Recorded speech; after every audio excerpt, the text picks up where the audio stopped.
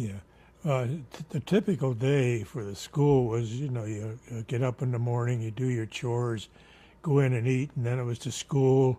You were back home and then did a little work on the farm, studied, and then went to bed. In the summer, we spent most of our time out in the fields and in the barn or on the farms. And the homes were really great compared to other homes or other, particularly homes where there were a lot of children and so forth.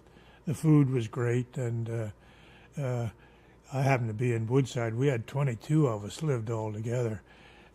11 of us were actually in one grade, and the other 11 were in the next grade.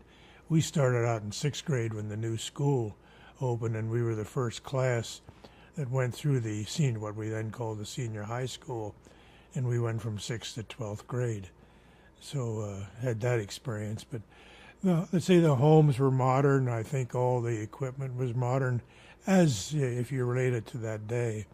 But we did all the work in the house, and the one thing we had all linoleum floors, and we used to polish and wax and polish the floors. And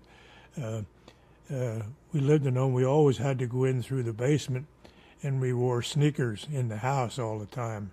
And by the way, they weren't $125 Nike sneakers, but we wore that. But we used to get a lot of fun when we'd wax the floors. We'd take old blankets, and a guy would sit in the blanket, and the other two guys pull you to shine the floors. And we did all the work in the house. And but again, I think the important thing was that we had good house parents who really became your parents, and we had a good faculty.